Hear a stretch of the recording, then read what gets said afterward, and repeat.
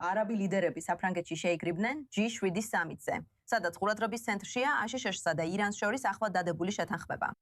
არაბთა გაერთიანებული საამიროები, კატარი და ეგვიპტე გლობალურ ლიდერებთან ერთად ერთ მაგიდასთან სხედან, რათა დაასხდნენ და განიხილონ სტაბილურობა ახლო აღმოსავლეთში. ეგვიპტისთვის პრეზიდენტი აბდელ ფათახ ელ-სისი სამიტს იყენებს, რათა წარმოაჩინოს ქვეყანა ვაშინგტონის ერთ-ერთ მთავარ პარტნიორად, ეყრდნობა რათავის როლს ღაზას მედიაციაში და ამ ბოლო აშშ-ის ირანის დიპლომატიაში. ეგვიპტე ცდილობს თავისი რეგიონული გავლენა უფრო ძლიერ ამერიკულ მხარდაჭერად აქციოს. ამ თემაზე სასაუბროდ ჩვენთან ერთად არის დალია ზიადა, ახლო აღმოსავლეთის მკვლევარი და ვაშინგტონის კოორდინატორი ისტკებში. დალია, ყოველთვის სასიამოვნოა თქვენი სტუმრობა ჩვენთან IOC4 News English-ზე, რაც შეეხება G7 სამიტს და კონკრეტულად სისის რეალურად რა სელის ის ტრამპისგან.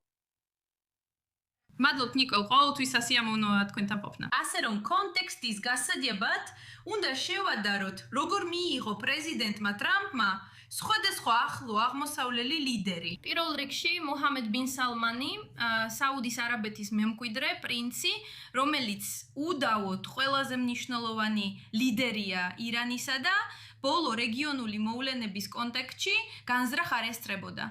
და ვფიქრობ, მან თავი არიდა პრეზიდენტ ტრამპთან შეხვედრას, ალბათ იმიტომ, რომ არ არის კმაყოფილი იმით, რაც ხდება. ორი სხვა სპარსეთის ყურის ლიდერი, რომლებიც დარჩნენ და ეხლა ფაქტობრივად ხელმძღვანელობენ ახლო აღმოსავლეთის საკითხებზე საუბარს, არიან ყატარის პრინცი თამიმი და არაბთა გაერთიანებული საამიროების პრეზიდენტი მოჰამედ ბინ ზაიედი. პრეზიდენტ ტრამპს მათთან ორ მხრივ შეხვედრა ჰქონდა თითოეულთან დაახლოებით 9 საათის განმავლობაში, სადაც ჟურნალისტების კითხვებს პასუხობდა. ამ შეხვედრებზე მათ ირანის მდგომარეობა დეტალურად არ განუხილავთ.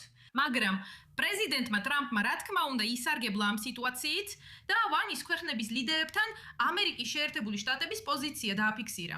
შედარებით ეგვიპტის პრეზიდენტ სისისთან, რომელიც სულ რამდენიმე წუთით შეხვდა პრეზიდენტ ტრამპს ახლო აღმოსავლეთის ლიდერებთან მრგვალი მაბიდის შეხვედრის ფარგლებში. სხვადასხვა იმისა, რაც ეგვიპტურ მედიაში იყო გავრცელებული, რომ მას ორმხრივი შეხვედრა ექნებოდა და პრეზიდენტ ტრამპს შეხვდებოდა, ამიტომ ეს არ მოხდა, რაც ძალიან მნიშვნელოვანი ნიშანია იმისა, რომ ვაშინგტონში ეგვიპტესთან დაკავშირებით არსებული ნარატივი შეიცვალა და აღარ ფიქრობენ, რომ ეგვიპტე ძალიან დიდია, რომ ჩავარდეს. ეგვიპტე კლავაც მნიშვნელოვანი მოთამაშეა, მაგრამ მისი როლი შემცირდა. ეს ნარატივი ან ხედვა შემცირდა იმ დონემდე, რომ ეგვიპტე უბრალოდ მნიშვნელოვან მოთამაშედ აღიქმება, რასაც ეგვიპტური ლიდერობა ახლა ცდილობს შეცვალოს. კლავ ღაზის თემისა და საკითხის წინ წამოწევით. მაშ ეგვიპტე ამ შემთხვევაში იყენებს აშშ-ირანის შეთანხმებას, როგორც შესაძლებლობას, რომ ნარატივი კვლავ გაზაზე გადაიტანოს და ისევ აიღოს კონტროლი ამ ნარატივზე. სამწუხაროდ ასეა ნამდვილად.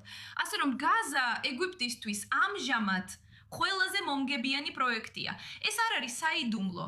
ეგვიპტეში საშინელი ეკონომიკური კრიზისია, რომელიც თითქმის 7 წელია გრძელდება, ხალხზე უწყვეტი ზეწოლით და რა თქმა უნდა, დიდი უკმაყოფილების დაგროვებით პოლიტიკური ხელმძღვანელობის მიმართ. ამის კომპენსაციისთვის ელ-სისი და მისი გარემოცვა ხშირად იყენებენ საერთაშორისო ყურადღებას და ურთიერთობას საერთაშორისო ლიდერებთან. და რეგიონული საკითხების, როგორიცაა ღაზა, ირანი და სხვა განხილვაზე გამოტანას. როგორც კომპენსაცია იმისთვის, თუ რატო უნდა გაუნკლავდნენ ეგვიპტეში მცხოვრები ადამიანები ამ ეკონომიკურ კრიზისს. ეგვიპტისთვის, ეგვიპტე კლავ ყველაზე მნიშვნელოვანი მოთამაშეა ღაზაში სამწუხაროდ, რადგან ახლოსაა. და ვამბობ სამწუხაროდ, რადგან ისინი ჰამასის მხარეს არიან. ისინი არ არიან სწორ მხარეს, ისრაელის მხარეს, მშვიდობის მხარეს. კიდევ ერთი რამ, რაც ასევე მოხდა გუშინ შეთანხმების შემდეგ, ირანის საგარეო საქმეთა მინისტრმა არაბჯიმ ერთ-ერთი პირველი ოფიციალური პირი, ვისაც ის დაუკავშირდა, იყო ეგვიპტის საგარეო საქმეთა მინისტრი, რაკა მადლობა გადაეხადა მისთვის სპარსეთის ყურის ქვეყნებთან პროცესის წინ წაწევაში მონაწილეობისთვის და იმისთვის, რომ დაართვუნა ისინი, ეს შეთანხმება უნდა შემდგარიყო. რაც ასევე ძალიან საინტერესოა, რომ ეგვიპტე ამაში კულისებიდან არის ჩართული, თანაც საკმაოდ ნეგატიურ როლში. კარგი, ვიტყვი, რომ ყატარის ემირთან მოლაპარაკებების შემდეგ დონალდ ტრამპმა თქვა, რომ შეერთებული შტატები ირანში ფულს არ დააბანდებს.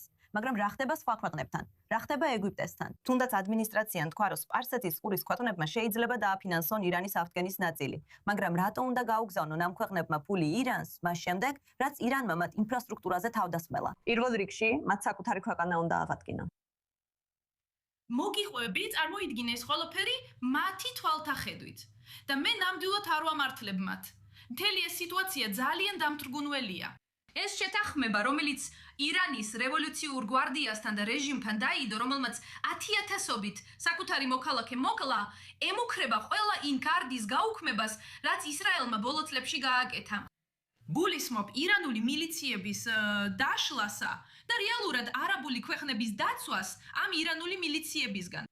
მაგრამ ყველაზე გასაოცარი აქ ის არის, რომ სპარსეთის ყურის ქვეყნები, რომლებიც ირანის მხრიდან თავდასხმის ობიექტები იყვნენ, სრულიად უმიზეზოდ, ეხლა ირანს ხელგაშლირები ხვდებიან და ამბობენ, კარგი, დავიწყოთ ახალი გვერდიდან. და პრობლემა ის არის, რომ სამწუხაროდ ისინი არსად მიდიან, ირანი არსად მიდის, სპარსეთის ყურის ქვეყნები არსად მიდიან, მათ აღარ შეუძლიათ შეერთებულ შტატებს ენდონ, როგორც მოკავშირეს, რომელზეც შეიძლება დახრდნობა. მათ ვერ ექნებათ ჯანსაღი ურთიერთობები თავიანთ ყველაზე ძლიერ რეგიონულ მოკავშირესთან, რომელიც არის ან ყველაზე ძლიერი. ყველაზე ძლიერი მოთამაშე, ასე ვიტყოდი, რეგიონში და აქციონის მოკავშირედ, ანუ ისრაელი. ასე რომ ისინი შუაში დაკარგულები არიან. და მე ასევე ვიტყოდი, რომ ამჟამად სპარსეთის ყურეში გარკვეული დიპლომატიური სამოქალაქო ომი მიმდინარეობს. ისინი ძალიან დაყოფილები არიან იმაზე თუ როგორ წაიწიონ წინ, როგორ წაიყვანონ სპარსეთის ყურე წინ და როგორ წაიყვანონ რეგიონი წინ. ყველა იმ სენსიტიურობის გათვალისწინებით, რაზეც გესაუბრეთ. ასე რომ ჩვენ ნამდვილად ძალიან საინტერესო პერიოდში შევდივართ. და ვიტყოდი, რომ ბოროტების ღერძმა ამ შეთანხმებით ქულის აღება შეძლო სიკეთის ღერძის წინააღმდეგ სამწუხაროდ. ყოველთვის სასიამოვნოა, რომ ჩვენთან ხართ დალია ზიადა. ძალიან საინტერესო იყო თქვენი მოსაზრების მოსმენა. მადლობას გიხდით, რომ შემოგვიერთდით. მადლობთ.